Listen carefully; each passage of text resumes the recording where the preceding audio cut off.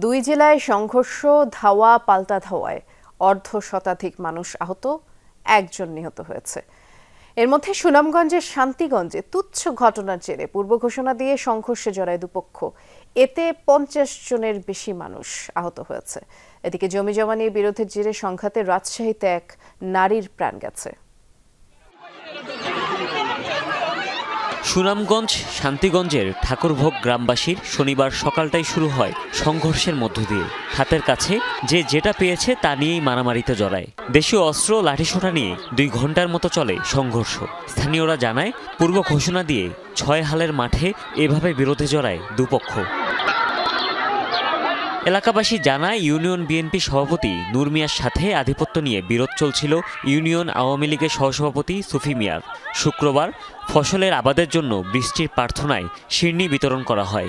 সেখানে কথা কাটাকাটি হয় দুপক্ষের সমর্থকদের মধ্যে। তারই জেরে পূর্ব ঘোষণা দিয়ে শনিবার সংঘর্ষে জড়ায় তারা। দেশীয় অস্ত্র নিয়ে চলে ধাওয়া পাল্টা ধাওয়া। আওয়ামী লীগ বুটো যাইতো, মানুষের পেশা করছে, আর আমরা বান্ড কেনা করছিলাম বুটো যাইও না, আমরা দলে নিষেধ করছে। ওটা থেকে তাদের লোক আমরা ঝামেলা গতকালকে সিন্নি হয়েছে, আমরা পঞ্চায়েতে সিন্নি করি, ও সিন্নি তার আগে নিষেধ দিছে, ও নিষেধ থেকে আজকে মাইছে সকালে বাড়িঘর ভাঙছে, মারছে, ধরছে, এমন কোনো গড় রয়েছে না বাঙ্গার বাকি। খবর পেয়ে পরিস্থিতি নিয়ন্ত্রণে আনে পুলিশ। সংঘর্ষে দুপক্ষের অর্ধশতাধিক মানুষ আহত হয়েছে। তাদের সদর ও দিরাই হাসপাতালে ভর্তি করা হয়েছে। বৃষ্টির জন্য একটা মাহফিলের আয়োজন ছিল, ওইখানে সিন্নি বিতরণকে কেন্দ্র করে 2টা গ্রামের মধ্যে ওই মারামারিটা হয়েছে। এখন পরিস্থিতি শান্ত আছে।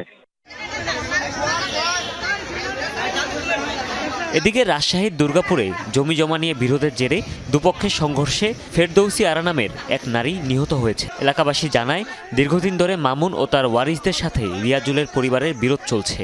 সকালে মামুনের লোকজন রিয়াজুলের জমি দখল করতে গেলে বাধে সংঘর্ষ, আহত হয় অন্তত 10 জন। জমিজমাকে কেন্দ্র করে উভয় পক্ষের মধ্যে মারামারি এক পর্যায়ে আপনার একজন মহিলা মারা গেছে, বৃদ্ধ। দুই পক্ষেরই আহত হয়েছে অনেকে।